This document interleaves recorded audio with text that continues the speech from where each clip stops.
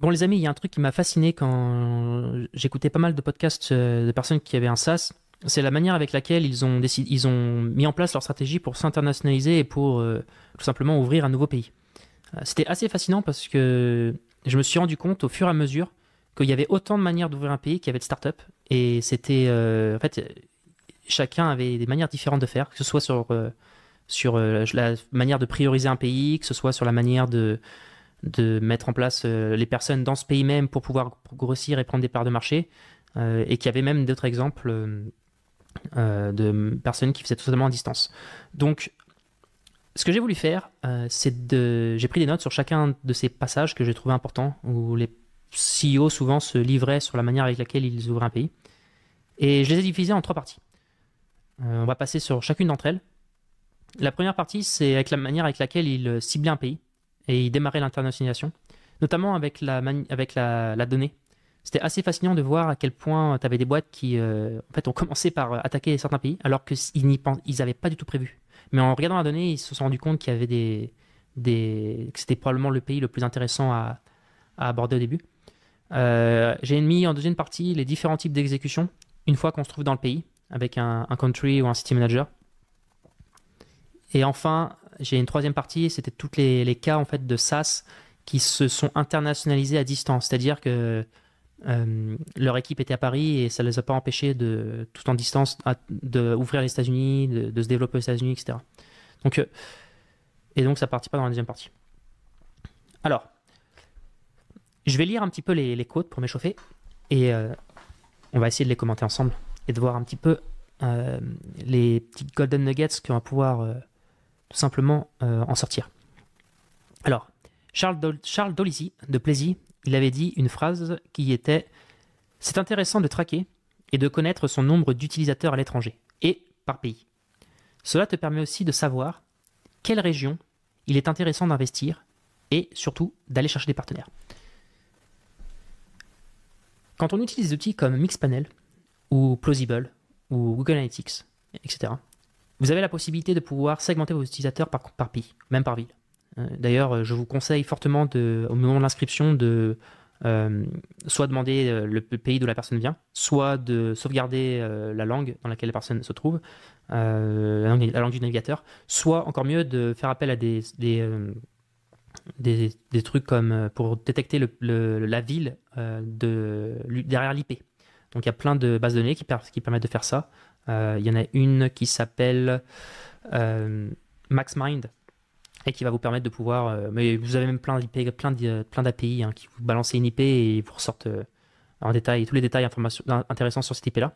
C'est très important de le traquer parce que justement, lorsque vous allez, imaginons que vous êtes uniquement concentré sur la France. Si vous vous rendez compte que vous avez, tiens, on va démarrer une internationalisation, choisissons entre la Suisse et la Belgique, bah, c'est quand même intéressant d'avoir de la donnée et de se dire, ah bah tiens, en fait, 80% des utilisateurs, ils sont en Belgique et il y en a 20% des étrangers qui sont en Suisse. Donc là, peut-être que c'est plus intéressant qu'on aille se développer en Belgique plutôt qu'en Suisse. Ou ça peut être par exemple d'autres cas où c'est arrivé, où des boîtes ont attaqué d'abord l'Europe de l'Est plutôt que d'attaquer l'Espagne, parce qu'ils avaient un product market fit beaucoup plus important vis-à-vis de la culture ou même des besoins ou des problèmes que pouvait avoir un pays pour leur solution. Donc ça, j'avais trouvé ça très juste. Et on devrait avoir un dashboard tous avec une répartition, un widget, vous voyez là, et une répartition des utilisateurs par pays, quitte à même se l'envoyer tous les mois, et de voir un petit peu la croissance aussi, et de mesurer la croissance qu'on peut avoir dans chaque pays, ou les régions aussi. Antoine Laurent de Hublot citait qu'ils ont fait appel à des consultants régulièrement pour faire des études de marché dans le pays dans lequel ils étaient. En fait, imaginons qu'ils voulaient attaquer l'Espagne. Ils ont fait appel à des consultants qui connaissaient ce marché-là pour leur ressortir de l'information pertinente de manière à pouvoir plus ou moins adopter la stratégie avant d'y arriver avec un coach manager, par exemple. Il faut savoir que les consultants externes, ça existe. Il y en a qui sont spécialisés là-dedans, qui aident les SaaS ou les entreprises en général à s'installer dans un pays. Et je pense pas que ce soit de l'argent perdu que de faire appel à ces gens-là, parce que au contraire, ça va vous faire gagner beaucoup de temps. Et surtout, ça va vous permettre d'éviter de faire des erreurs, eh bien que que vous n'auriez pas fait en fait si vous n'aviez pas fait si vous aviez fait appel à ces consultants. Il y a une histoire qui me vient en tête, alors je sais pas si elle est vraie. Si quelqu'un parle russe, il va pouvoir me le dire si c'est vrai en commentaire. En fait, j'avais un prof qui il m'avait raconté que Blédina, qui est une marque pour faire des espèces de plats pour les bébés, des nourrissons, des petits pots là. En fait, quand ils ont voulu s'internationaliser en Russie, ils se sont pas aperçus qu'ils se sont aperçus en fait que personne n'achetait leurs produits dans les rayons. Et ils ont fait une étude, etc. Et ils se sont rendus compte en fait, Blédina, ça veut dire, c'est une insulte très péjorative en Russie, qui veut en quelque sorte dire prostituée, apparemment, ce qu'ils nous avaient raconté. Et du coup, en fait, qui va acheter, quel Russe va acheter des pots où c'est une insulte en fait qui est marquée dessus en marque. Ça arrivait à des boîtes qui sont quand même assez grandes. Et malheureusement, quand on fait appel à un consultant sur le pays, s'ils avaient fait appel à un consultant, ça c'est le premier truc qu'ils leur auraient dit. Là, le nom il va falloir le changer. Donc ils l'ont changé et aujourd'hui ils ont sur un autre nom. Et peut-être maintenant qu'ils y sont plus en Russie avec tout ce qui se passe, mais en tout cas, toujours est-il que quand on dit que les consultants qui connaissent un pays et un marché peuvent vous aider à faire des erreurs qui peuvent faire perdre énormément d'argent, là c'en est une par exemple. Donc n'hésitez pas à regarder un petit peu sur les places de marché les consultants qui sont spécialisés là-dedans, de manière à pouvoir tout simplement éviter de reproduire ce type d'erreur. Amandine Barthes de Wallaxy expliquait qu'ils ont fait une étude pour savoir quel pays avait des volumes dans leur langue sur les mots-clés qu'ils ciblaient et surtout lesquels étaient ouverts aux automatisations. Wallaxy fonctionne beaucoup par SEO. Et ils ont du coup utilisé cette stratégie des mots-clés, de la sémantique, tout simplement pour voir, en écrivant des articles dans plusieurs langues, voir en fait quel pays avait des volumes intéressants. Je me souviens qu'il y avait une anecdote qu'ils avaient dit, c'est que, je crois que c'est avec le Brésil, ils avaient énormément de trafic du Brésil, mais c'était pas forcément l'un des pays les plus intéressants à cibler parce que en termes de revenus par utilisateur, c'était assez faible, etc. Et surtout, comme elle expliquait, comme Wallaxy est un outil qui fonctionne avec une extension de Chrome et qui permet d'automatiser LinkedIn, comme la grosse machine par exemple, sont deux concurrents, eh bien, il faut que la scène tech, elle soit très ouverte à ce type d'outils. En France, on est extrêmement ouvert aux automatisations par rapport à d'autres. Ça explique aussi pourquoi on a beaucoup d'outils dans la lead gen. Et quelqu'un qui a fait un outil d'automatisation, forcément, la France n'est pas un des pays les plus inintéressants à attaquer parce que les gens sont totalement culturellement attirés par ce genre d'outils. D'ailleurs, c'est quelque chose que je m'ai toujours fait comment dire, sourire. Et j'ai jamais compris pourquoi. Il faut savoir qu'à Paris, on avait le meet-up du gros hacking et c'était le plus gros meet-up du monde sur le gros hacking. C'est-à-dire que même sur San Francisco, ils étaient, je crois qu'on avait 10 000 membres dedans. Même sur San Francisco, ils étaient quoi, 3 ou 4 000. Et je m'étais rendu compte d'un point, c'est vrai qu'en France, on est vachement... on a une culture un peu du hack, en vrai, parce que... la preuve, je veux dire, la preuve par les chiffres. Les gens étaient naturellement intéressés par cette discipline et ils se sont vraiment beaucoup intéressés. Ça a bien spread. Donc, voilà, ce que je veux dire par là, par cet exemple-là, c'est qu'il y a dans une culture, c'est important de s'y intéresser parce qu'il peut y avoir des choses qui sont plus attrayantes pour une culture que pour une autre. Et ça peut faire toute la différence quand on veut accélérer, clairement. Charles Dolissi, de Plaisy, nous a livré que c'est quasiment systématiquement moins coûteux de se développer en Europe qu'en Amérique du Nord. Ça aussi, c'est un autre point important à prendre en compte. Quand on veut attaquer les États-Unis, faut du cash. C'est souvent un des pays qu'on a envie d'attaquer le plus vite possible, mais honnêtement, c'est pas le plus simple. C'est peut-être même le plus difficile. Donc, des fois, peut-être qu'on voit de plus en plus de startups qui se concentrent uniquement sur l'Europe et qui, dans un second temps, vont aux États-Unis. J'avais l'exemple, maintenant que j'y pense, d'une société qui s'appelle Adopt un mec. Et Adopt un mec, ils ont essayé de s'internationaliser aux États-Unis avec Adopt a Guy. et ça l'a pas fait du tout. J'ai pas les raisons de pourquoi ça l'a pas fait, mais je sais pas, c'est peut-être qu'il y a des blog posts sur le sujet.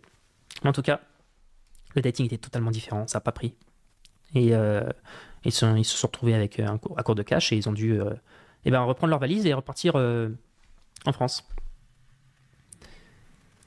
Benjamin Cohen de Wisepop nous expliquait que faire de l'enterprise avec les États-Unis sans être aux États-Unis, c'est compliqué. Surtout si tu n'as pas de référence aux US. Et ça, c'est vrai pour les SaaS qui sont extrêmement B2B et qui veulent traiter avec des grands comptes. Les grands comptes aux États-Unis, si vous n'avez pas de référence, ce ne sera clairement pas un avantage. Par contre, je nuancerais le fait que... Après, il parle bien de faire de l'enterprise. Hein. Il ne parle pas de vendre un SaaS à 30 euros par mois. Hein. On parle de faire de l'enterprise. Donc, on est sur de la force de vente. On est sur des funnels à plusieurs touchpoints. Donc, on n'est clairement pas sur des abonnements qu'on prend à 30 balles. Et c'est vrai que du coup, une présence aux États-Unis va forcément aider. En tout cas, son avis, c'était que sur ça, voilà, les États-Unis, ça va probablement nécessiter une présence. Thibaut Renouf, de partout. Alors, je le cite. Ils ont commencé l'internationalisation par l'Espagne. Pourquoi ? Tout simplement parce qu'il y avait une proximité géographique et qu'ils avaient des très gros concurrents en Allemagne et au Royaume-Uni. Alors partout, ils visent essentiellement les brick and mortars, les e-commerce, les stores en fait. Ils aident à pouvoir faire le marketing pour les stores. Et ouvrir un pays, c'est un peu comme monter une boîte. Alors ça, c'est totalement vrai. Et on y reviendra après dans la manière avec laquelle on choisit ses country managers. On a l'impression, souvent quand on ouvre un pays, c'est comme on monte une boîte, quoi. Il faut que quelqu'un soit aussi un peu entrepreneur. Donc ça, c'est le country manager qu'on met en place. C'est aussi une remise en question perpétuelle, car il y a plein de choses qui dépendent des cultures qui nous font faire des erreurs. Les nuances de culture. Ouais. En vrai, il y a plein d'exemples sur ça. Hein. Par exemple, moi j'ai le sentiment qu'aux États-Unis, ils sont beaucoup plus rapides à mettre la carte, mais ils churnent beaucoup plus facilement. De ce que je vois à mon expérience avec The Company's API, mon SaaS. Mais par contre, en France, ils vont être beaucoup plus lents à mettre la carte, mais par contre, ils churnent un peu moins vite. Il y a aussi un autre truc aussi que j'ai remarqué. C'est que aux États-Unis, les clients que j'ai aux États-Unis qui étaient là depuis le début, ils sont toujours là. Et franchement, ils étaient beaucoup moins. Ils avaient compris que c'était un produit qui allait évoluer avec le temps. Ils ont ce recul et cette acceptation que le produit n'est pas forcément parfait au début et qu'il va s'améliorer. Ça vient aussi peut-être du fait que c'est une nation d'entrepreneurs, hein, les États-Unis, depuis longtemps, et que eh bien, ils sont peut-être un peu plus, ils comprennent un peu mieux en fait ce que ça veut dire de créer une boîte sur ces choses-là, et ça se répercute aussi beaucoup dans la manière avec laquelle ils abordent un produit. Et je les ai trouvés beaucoup plus patients, moi. Donc ça, c'est pareil, c'est des choses culturelles. Par contre, ils churnent un peu plus vite. Et ce que nous disait Benjamin Cohen au Wisepop, c'est qu'ils sont les enterprises, visiblement, ont l'air d'avoir besoin de plus de références avant de commencer à te donner ta chance. Ceci dit, en France, c'est probablement la même chose aussi. Donc ça, c'est pareil. Et il n'y a que des consultants qui pourront vraiment vous aiguiller sur ça. Ou peut-être regarder beaucoup de vidéos YouTube sur de l'internationalisation, je sais pas.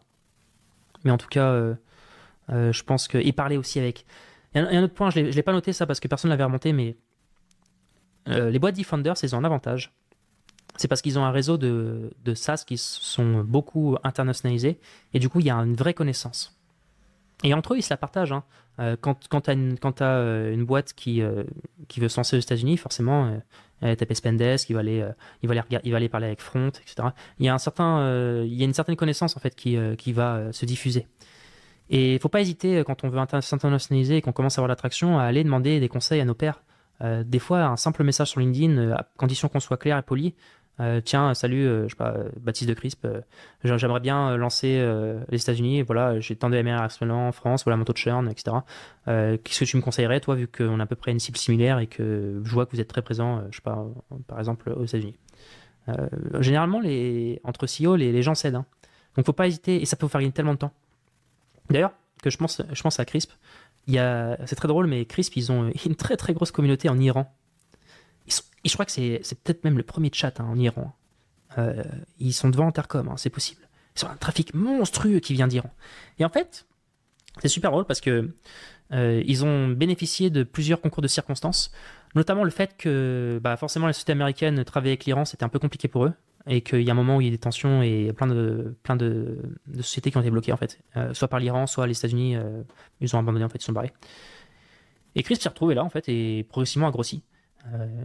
Et ça a été pendant longtemps, je crois que ça leur a représenté un nombre extrêmement significatif en termes de pourcentage de leurs utilisateurs. Je ne sais pas si c'est 10% des utilisateurs, mais donc là, vous voyez, des fois, il y a des concours de circonstances qui se font qu'on n'avait pas prévu. Parce que si on leur avait dit que l'Iran serait un de leurs marchés importants, ils n'y auraient pas cru quand ils ont démarré. Ils se sont dit, pourquoi l'Iran, non, l'Espagne avant, etc.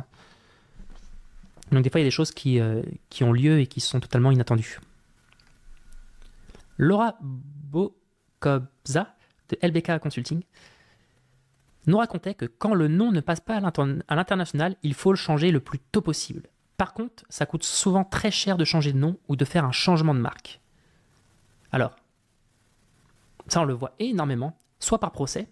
Il y a des boîtes qui font qui peuvent pas lancer dans un pays parce qu'en fait, il y a une boîte qui sont dans le même marché et qui juridiquement ça va pas le faire.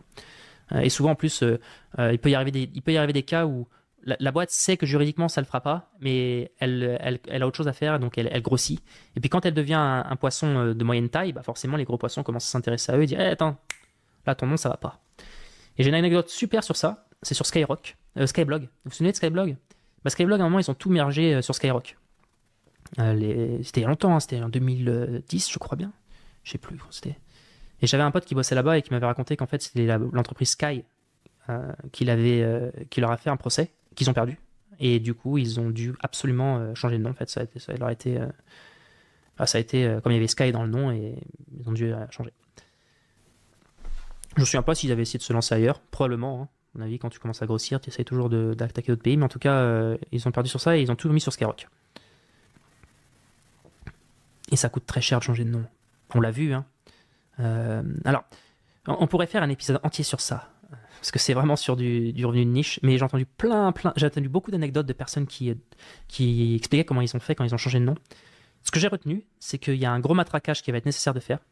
Il va falloir absolument matraquer, il y a un vrai budget publicitaire à mettre en place, il va falloir envoyer des emails régulièrement, il va falloir changer de locaux et mettre, souvent on voit, par exemple, Mec.com, il y avait Formerly Integromat en dessous du logo pendant très longtemps.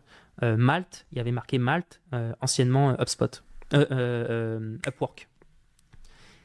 Et il y a un gros matraquage à faire. Ça va être quelque chose qui va être absolument nécessaire. Tout simplement parce que les gens, ils vous connaissent sous un nom, ils pensent à ça. Et le changer de nom, ça va coûter énormément d'argent. Il y a une boîte, je me souviens plus, d'une startup, mais elle avait changé 3 fois de nom. C'est un truc assez ouf. Antoine Lauron de Hublot racontait que les sujets RGPD en Allemagne sont beaucoup plus prégnants qu'en France. Cela nous a demandé de tout redocumenter et d'être plus précis pour rassurer lors du cycle de vente. Il y avait systématiquement le DPO dans la boucle. On a dû prendre aussi un consultant en Allemagne pour bien la structurer. Là, on est encore dans quelque chose de culturel. Les Allemands, c'est les seuls à me demander sur le support, non mais la vérité, de pouvoir supprimer leur compte. Et j'ai toujours pas cette fonctionnalité. On peut pas supprimer son compte, moi, sur mon site. J'ai un truc, je me suis dit, j'ai pas de temps à perdre avec ça. Et d'ailleurs, il faudrait que je le code. Mais c'est les seuls à me demander ça. J'ai jamais compris. Je me disais, pourquoi il veut supprimer son email? Enfin, je veux dire, supprimer son compte. Moi, j'ai jamais demandé sur un site à supprimer mon compte. Enfin, tu te désabonnes quand tu reçois un mail, mais pourquoi se désabonner? Et en fait, ça vient notamment, entre autres, parmi toutes les raisons qu'il y a, il faudrait demander à un consultant, mais ça vient de la période nazie. Et les nazis avaient des fiches sur beaucoup de gens, et ils fichaient tout le monde en fait. Donc il y a eu un reste de ça, et culturellement, c'est pour ça qu'ils sont très très sensibles à ces questions-là. Et le RGPD, qui est aussi du coup une notion de vie privée, de données personnelles, eh bien forcément, c'est des sujets qui sont très prenants en Allemagne, et dans un cycle de vente, quand on se retrouve avec des gens, eh bien, le DPO doit être dans la boucle pour rassurer. On doit montrer qu'on a travaillé sur ces sujets-là. On doit montrer que le RGPD ou GDPR est un sujet que l'on ne néglige pas et qui est absolument au centre de notre stratégie, parce que sinon, en fait, on perd des leads, hein, et on peut avoir des leads qui se cassent parce qu'on n'est pas au clair là-dessus. Donc, c'est ce qu'a dû faire Hublot. Je ne sais pas s'ils se sont aperçus au moment pendant les calls ou avant.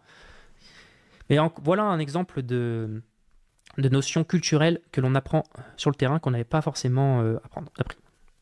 Et Thibaut Renouf, de partout, nous en racontait également une autre. Ouvrir des bureaux en Inde était obligatoire pour attaquer ce marché, pour tout ce qui était facturation, législation, réglementation. Par contre, cela leur a pris 1 an et a été un travail extrêmement chronophage. Les Indiens, ils ont une bureaucratie qui n'a rien à envier à la France. Pour le coup, ils sont dans le même truc. Il y a des trucs à signer dans tous les sens. D'ailleurs, ouais, j'ai plein d'Indiens qui me balancent des contrats à signer des fois, alors qu'ils ont un abonnement, ils prennent l'abonnement à 100 euros, mais ils te font signer tout un tas de trucs en fait. Et ils en ont besoin, hein, c'est pas qu'ils veulent le faire, c'est que il y a des règles et ils en ont besoin. Donc là encore, eux, ils ont absolument dû ouvrir un bureau en Inde pour ces questions-là de facturation, législation, tout ce qui est de la réglementation, etc. Donc voilà ce que j'avais à dire sur quand on veut cibler un pays pour démarrer l'internationalisation. Ce qu'il faut retenir, c'est que, en général, prenez un consultant. Franchement, ne serait-ce que pour prendre un petit peu les nuances culturelles. Parce que même si des pays à côté de nous, comme l'Allemagne, où on peut penser qu'on a une culture très similaire, sur certains sujets, ça peut être très bloquant. On avait le cas de la RGPD. Mais quand on attaque des pays un peu plus lointains, clairement, c'est fort probable qu'on va avoir des choses à adapter, et plus vite on les adapte, mieux ce sera. Et surtout, ça va permettre de surveiller son nom aussi. Est-ce que son nom passe à l'international? Parce qu'il y a des noms qui passent pas. Je vais me servir un verre d'eau et je reviens. Bon. Démarrons la deuxième partie. Les différents types d'exécution une fois qu'on est dans le pays. Donc, que ce soit avec un country manager ou un city manager. Rodolphe Ardan, de Spendesk, nous racontait qu'ils ont un playbook pour ouvrir un pays. Mais le souci, c'est que le DAF dans un pays, qui est leur cible, ou un autre, n'utilisent pas forcément les mêmes process. Donc eux, ils ciblent essentiellement des DAF, des directeurs financiers. Et les process dans les pays pour attaquer ces cibles-là ne sont pas du tout les mêmes. Et c'est pour ça qu'ils ont un playbook pour ouvrir un pays. Et par pays, en fait, très souvent. Le playbook, je pense que c'est un élément qui est revenu très souvent. À peu près n'importe quelle boîte qui ouvre plusieurs pays va très vite se rendre compte qu'il y a des choses qui sont en commun et qu'il va falloir partager la connaissance, et que du coup, on va simplement tout réunir dans un playbook. Il y avait Uber, à The Family, j'entendais toujours parler d'Uber sur ça. Il racontait que Uber, ils ont un playbook pour ouvrir les villes. Et c'est quelque chose qui était très très protégé, parce que c'était vraiment, tout était bien détaillé, etc. Et quand on sait à quel point... à partir d'un moment, Uber, ils ont été quand même soumis à une énorme concurrence dans tous les pays du monde. Eh bien, je pense que le plus discipliné on est dans ce genre et le plus rapide et le plus agressif on est, eh bien, plus on va être capable de pouvoir survivre. Le country launcher, alors ça c'était Antoine Laurent, toujours de Hublot. On a souvent les mêmes personnes qui reviennent parce qu'ils sont vraiment livrés sur leur stratégie. Donc merci à eux.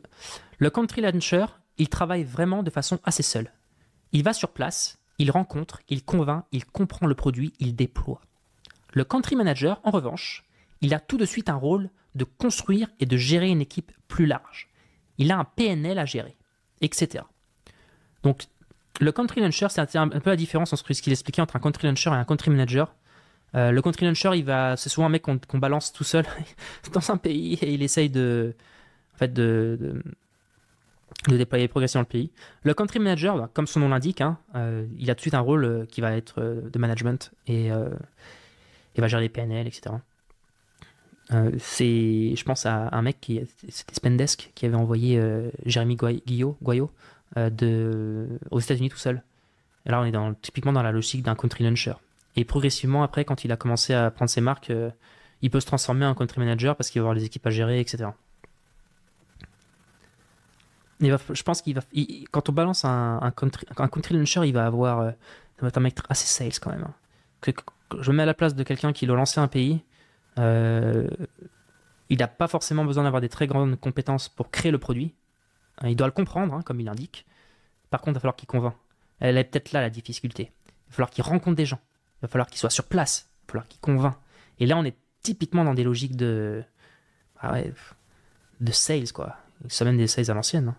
Et il va falloir qu'il essaie de comprendre les subtilités et de convaincre précisément les 3, 4, 5, 6 comptes qui vont lui permettre de pouvoir grossir dans ce marché-là, d'avoir les références nécessaires pour ensuite pouvoir attaquer les 10, 20, 30, 40 suivants. Thomas Lepellars de Nodalview nous racontait que l'accompagnement personnalisé qu'ils ont mené dès le début a été très différenciateur et efficace. C'est quelque chose qu'ils ont gardé et dans lequel ils surinvestissent lorsqu'ils lancent un nouveau pays. C'est comme ça que tu récupères dès le début des promoteurs et des ambassadeurs pour ton produit. Je me souviens plus de cette anecdote, ça fait longtemps que j'avais écouté cet épisode-là, mais si je me souviens bien... Ah oui, si je me souviens, je me souviens ce qu'il avait dit. En fait, quand il parle d'accompagnement personnalisé, il parle d'onboarding. Ce qu'il racontait, c'est que ils ont toujours pris très soin pour les nouveaux clients d'avoir un onboarding qui soit extrêmement léché.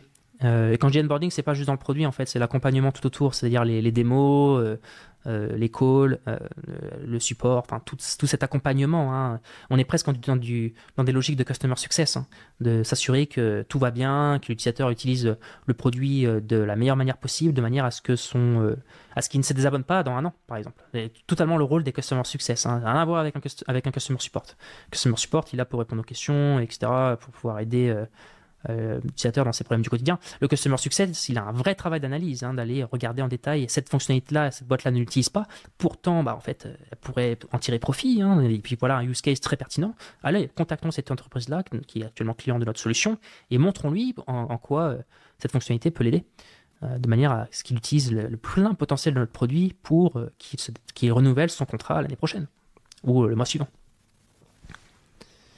Et ça, c'est quelque chose sur lequel ils ont extrêmement misé. Donc, je pense que c'est sûrement un des points les plus importants derrière cette vidéo. Parce qu'il ne faut pas oublier que quand on lance un nouveau pays, souvent on relance un nouveau bouche à oreille. C'est-à-dire que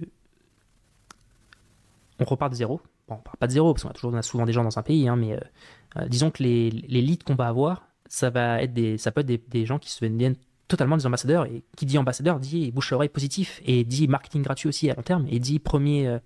Plus les gens, des fois, il faut qu'une boîte vous entende parler de vous 3 ou 4 fois avant qu'elle commence à aller sur votre site et à s'y intéresser. Tiens, c'est marrant, ça fait 5-6 fois qu'on me dit The Company's API. Comment ça se fait?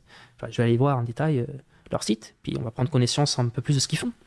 Et hop, après, et ça, si vous voulez créer ce bouche-oreille positif, il va falloir être absolument nickel sur l'accompagnement personnalisé. Et je pense même que ça peut valoir le coup de prendre des spécialistes dans l'onboarding dans le pays en question. Ou alors qui ont déjà lancé un pays. Ali El Hariri, de l'entreprise Bulldozer, racontait que YC, donc Y Combinator, leur a amené une présence en local aux États-Unis. Beaucoup de légitimité, car tu récupères des rendez-vous plus facilement avec top managers, comme ils connaissent le label. Ils ont une très très grosse notoriété. C'est un des autres avantages de faire YC.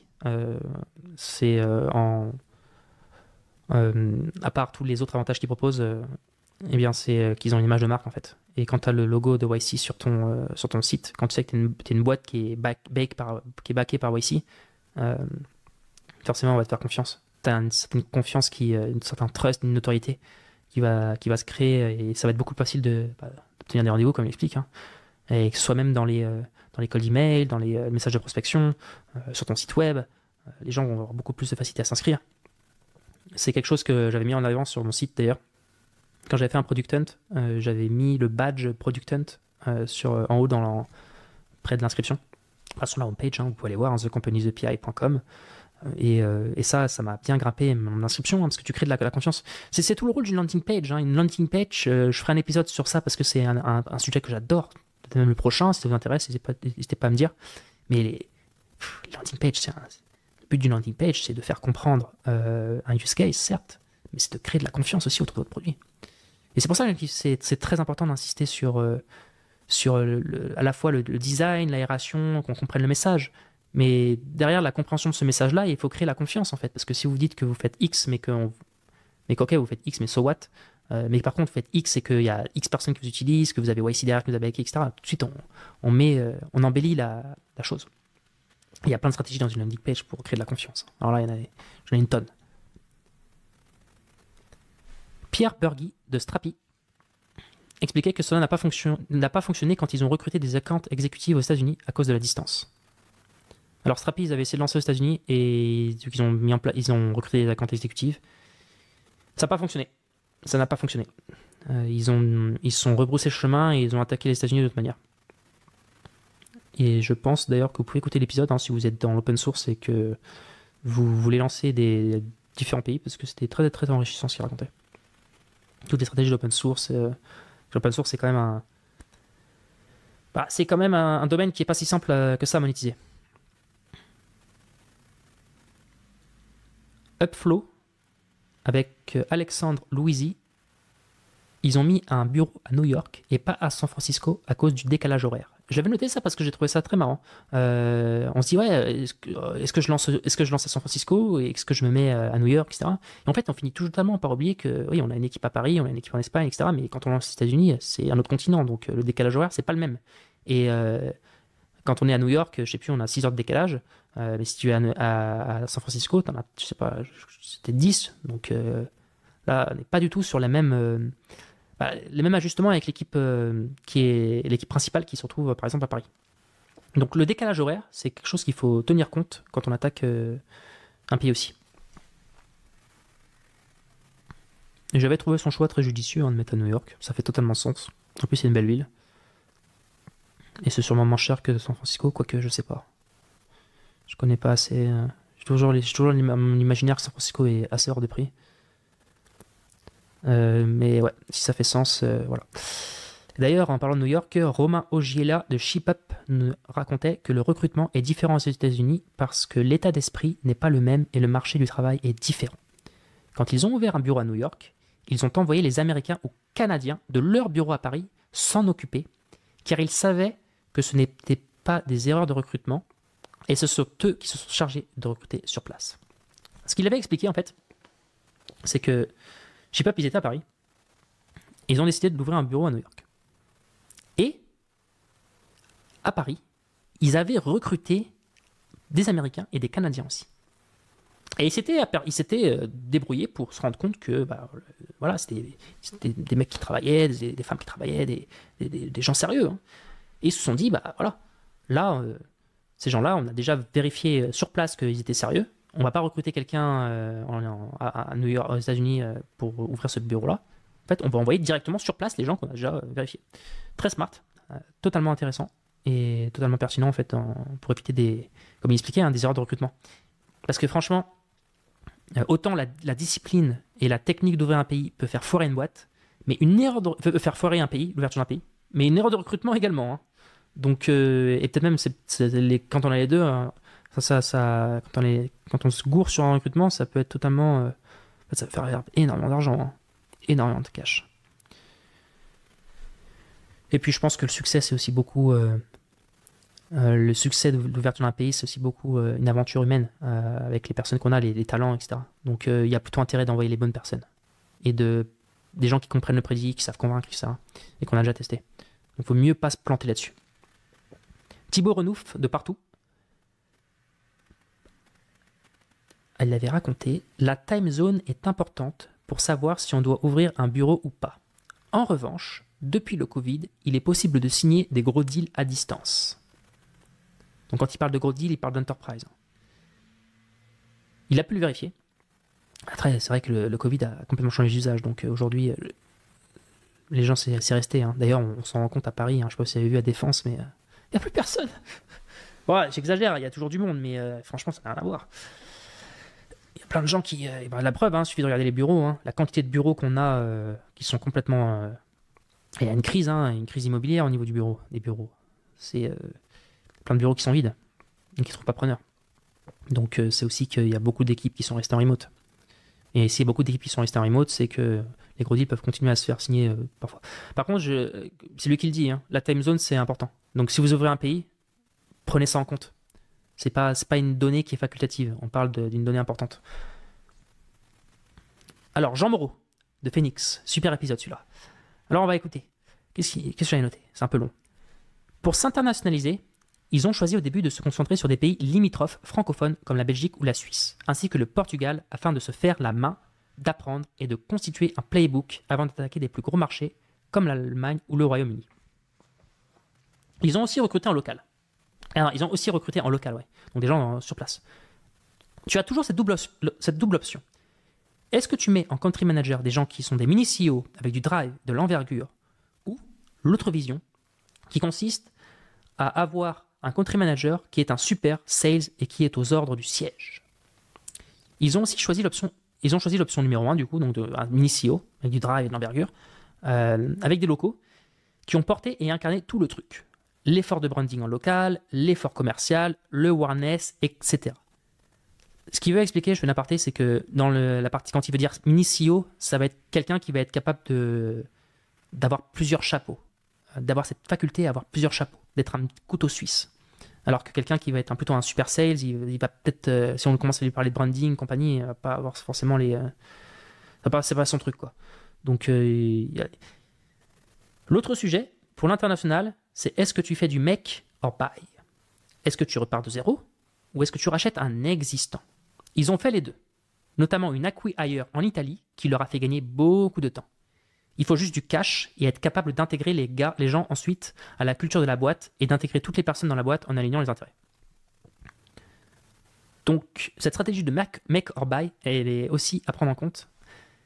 Est-ce que je rachète un acteur sur un marché, je sais pas, espagnol, qui fait la même chose qu'on fait, mais qui est plus petit, et je le rachète? Et à ce moment-là, je vais gagner beaucoup de temps, c'est ce qu'ils ont fait en Italie. Ou est-ce que je repars de zéro, et à ce moment-là, je rentre dans le marché en repartant totalement d'une feuille blanche, quoi. Pareil, deux autres techniques différentes, deux techniques qu'il faut prendre en compte.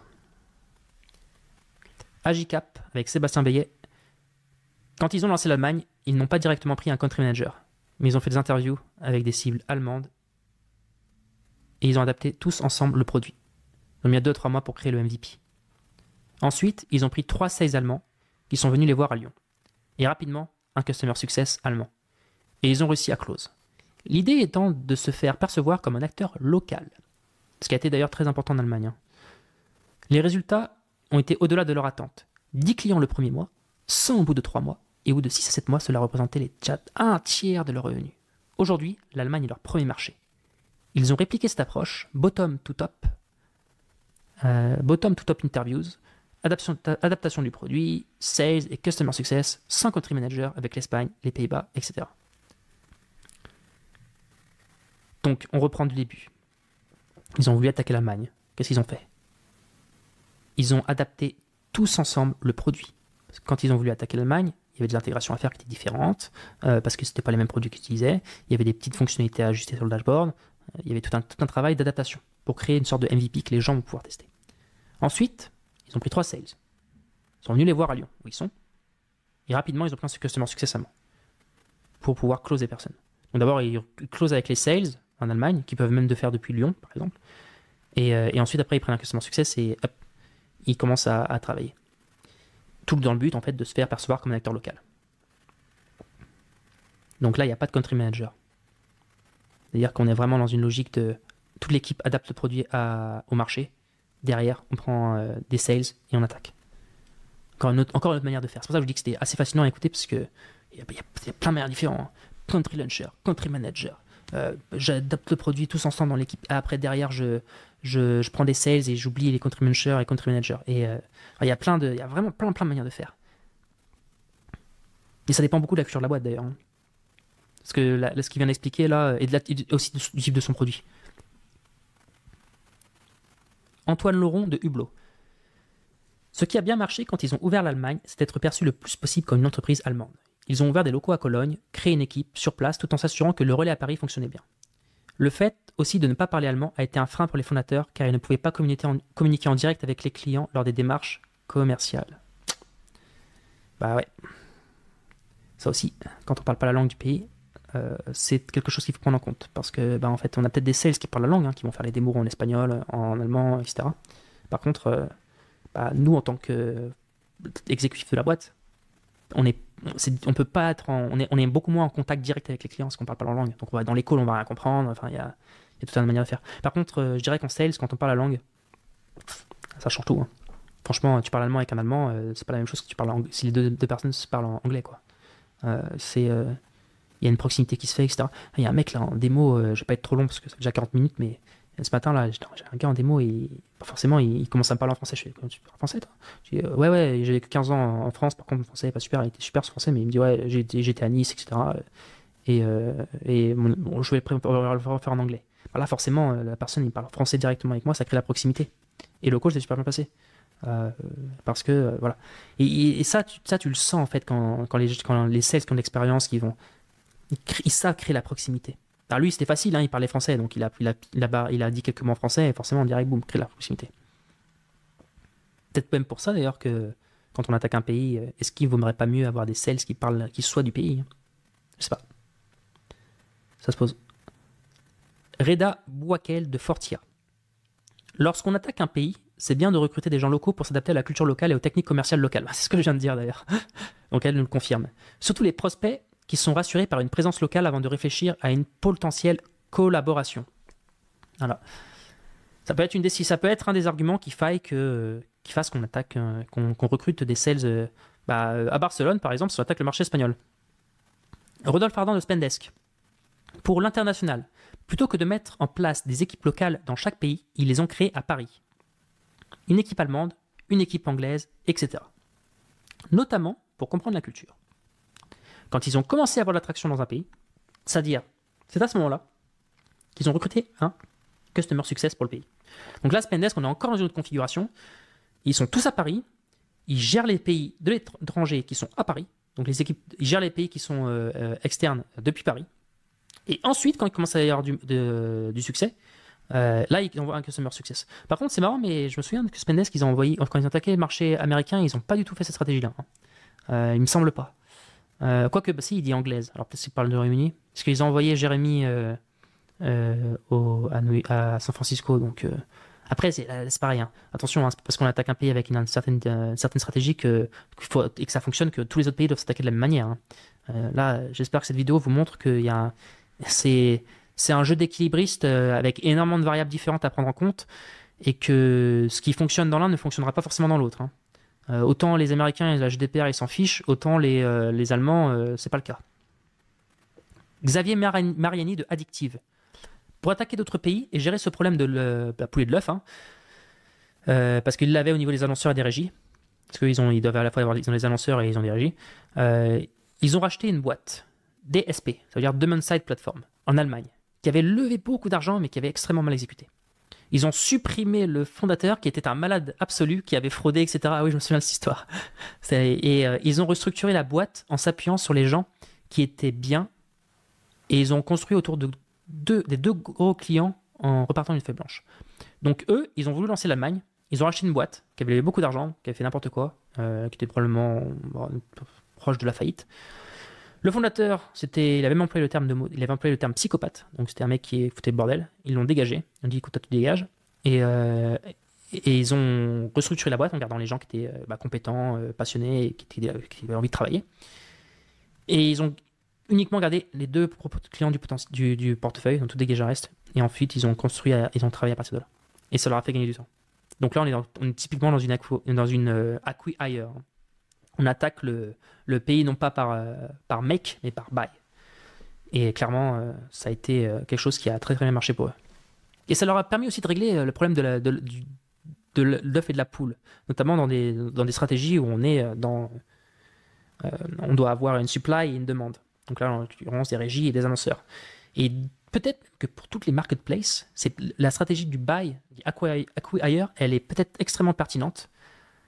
Parce qu'en fait, c'est tellement difficile à exécuter ces marketplaces-là. Parce que tu peux être excellent dans un côté, mais si t'as l'offre mais t'as pas la demande, bah t'es niqué. Mais si t'as la demande et que t'as pas l'offre, t'es aussi niqué. Donc en fait, il y a un certain équilibre à trouver qui est très très difficile. Et quand on vient rajouter les aspects culturels, les acteurs du marché existants, etc., ça peut être quelque chose qui est assez compliqué. Donc voilà, acquire et derrière on attaque. Arthur Waller de Penny Lane nous racontait qu'on a un city manager à Nantes qui s'assure si les dirigeants et les comptables dans cette ville sont contents de la solution. C'est un test que l'on est en train de faire pour voir si ça va avoir de l'impact dans la région nantaise.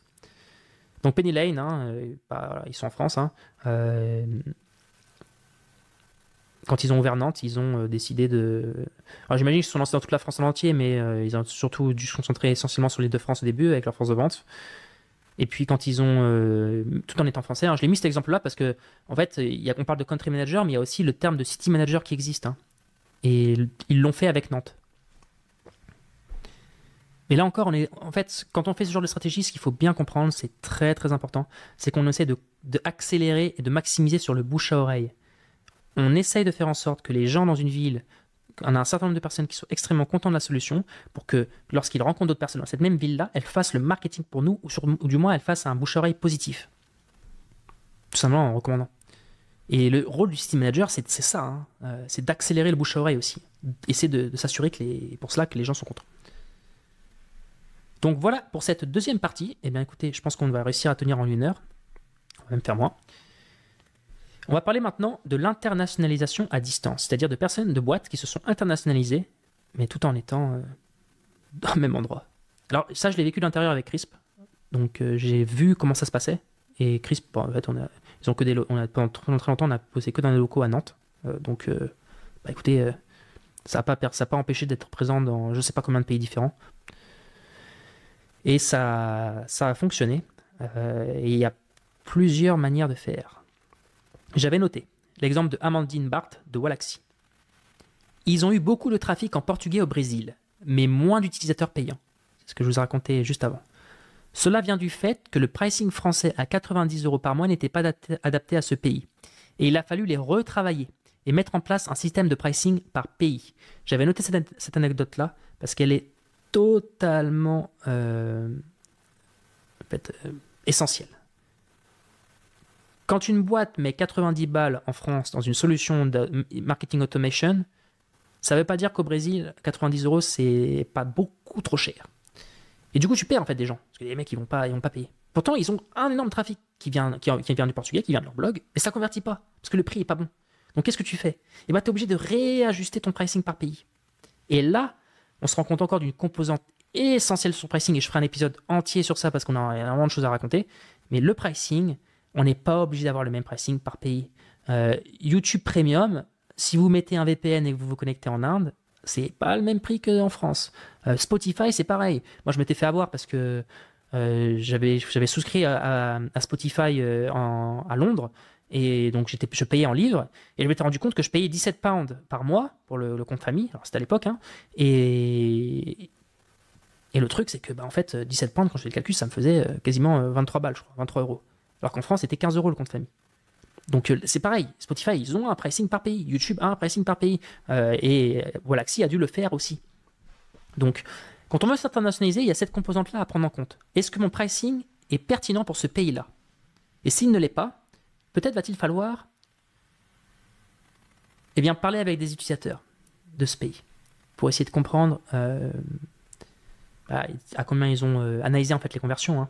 Est-ce qu'ils ont systématiquement mieux converti quand on leur a donné un coupon, etc. Enfin, ces choses-là. Et je pense même à une anecdote. Vous savez, il y a ce terme en anglais, ça s'appelle purchasing parity. Donc la parité dans le pouvoir d'achat, je sais pas comment on pourrait dire. Purchasing power parity. Et je m'étais rendu compte, Wes Boss, c'est un mec qui fait des cours pour apprendre JavaScript. Et sur sa landing page, je me souviens, j'étais au Maroc. Et quand j'allais acheter une formation, j'avais un bandeau qui disait en fait, on a adopté le prix, le prix américain, mais le prix pour le Maroc, c'était moins 50%. Et parce qu'il voulait promouvoir, en fait, alors il justifiait, parce qu'on veut pas, il disait que dans une logique de pouvoir d'achat entre chaque pays, le prix pour ce pays-là était celui-là. Et j'avais trouvé ça intéressant. Il y a même des boîtes qui se sont spécialisées là-dedans. Ils mettent des grands bandeaux, de générer des grands bandeaux avec des prix. Et je crois même qu'il y a un blog qui s'appelle... j'ai oublié le nom, mais il est spécialisé dans le pricing. Dans le SaaS. Tapez SaaS Pricing Blog, vous allez en trouver plein. Le mec, c'est des consultants dans le pricing. Pareil, hein, il y a plein de gens hein, qui sont des consultants spécialisés dans le pricing. N'hésitez pas à faire un call avec eux pour voir si votre pricing est intéressant dans ce pays-là. Thomas Lepelars de Nodalview. L'onboarding est quelque chose de compliqué à adapter quand on a scale et qu'on ouvre de nouveaux pays. Il faut absolument optimiser le TTL, qui veut dire Time to Value ou Aha Moment. Surtout pour du self-serve, mais c'est ce qui paye le plus dans une stratégie long terme. Le Time to Value, il faut le mesurer. J'en avais parlé dans une précédente vidéo, mais c'est clé. Parce qu'en fait, c'est le temps que l'on met à partir du moment où on arrive sur la landing page pour comprendre la valeur du produit pour son cap spécifique. Et ça change. Pourquoi ça change? Par exemple, si vous avez des intégrations spécifiques, parce que votre produit s'intègre à un logiciel, mais que ce logiciel, il varie entre les pays. Par exemple, un système de comptabilité. En France, je sais pas, par exemple, en France, on va utiliser Penny Lane. En Allemagne, ils ont peut-être une solution. Et bien, si votre produit, il s'intègre à ces outils-là, le time en Allemagne, il va falloir mettre en avant que c'est cette intégration-là en fait qu'on a aussi. On l'a aussi.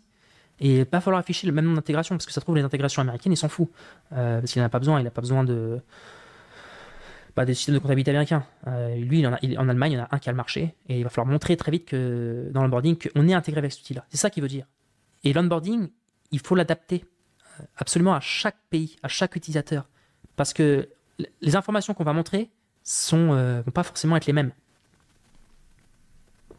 Enfin, on va terminer par une dernière citation de Amandine Barthes de Wallaxy.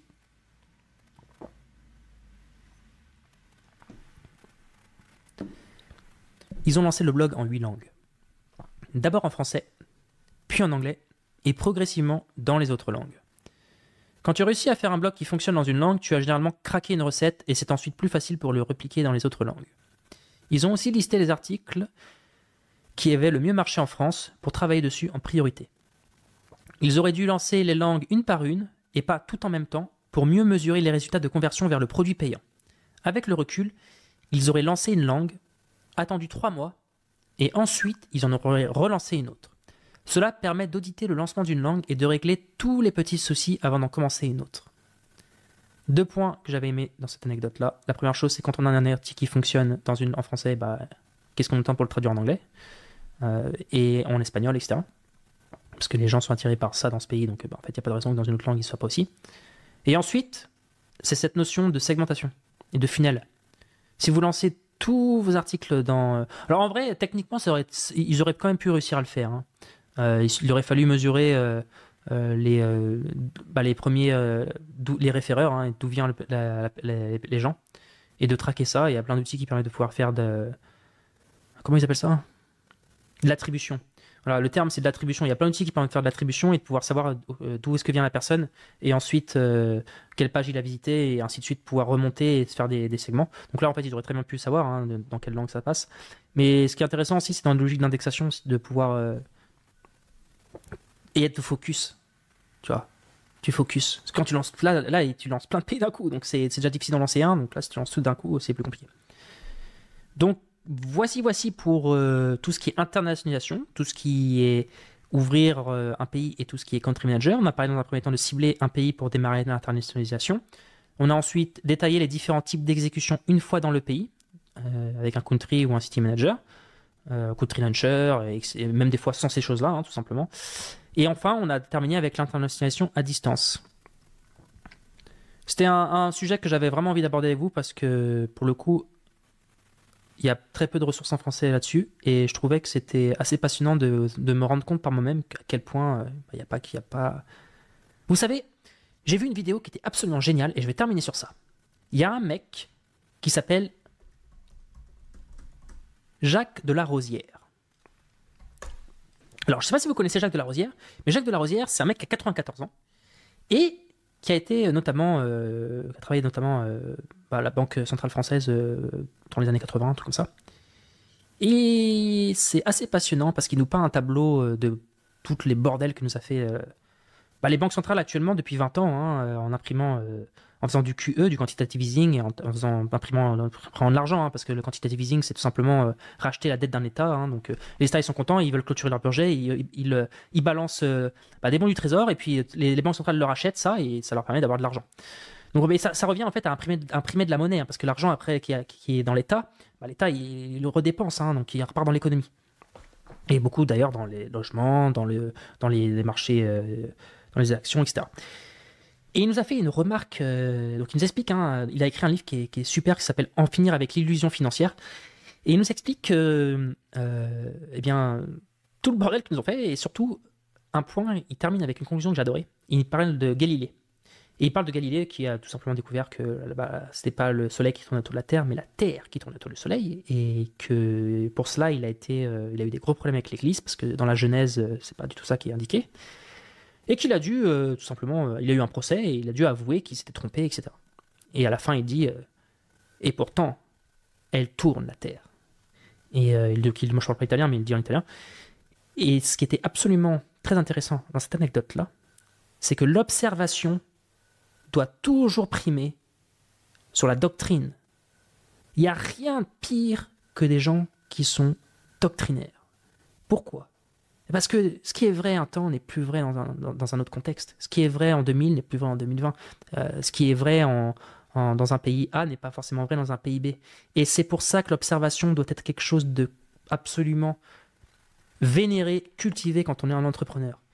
Il faut toujours faire, même dans la vie en général, hein, l'observation doit primer sur tout simplement les playbooks et tous ces trucs-là, en fait. Il y a un moment, ok, si ça fonctionne pas de cette manière-là, on observe, on voit que ça fonctionne pas et on adapte. Il faut être toujours dans cette logique d'adaptation. Et c'est un truc que les entrepreneurs, sur ça, ils sont obligés de le faire parce qu'il n'y a pas de quartier. Hein. Et je voulais terminer sur ça parce que je pense que c'est l'un des points les plus importants. Donc voilà, ne soyez jamais doctrinaire, soyez toujours observateur et adaptez toujours votre plan quand vous lancez un pays. Je vous souhaite une agréable journée et à bientôt.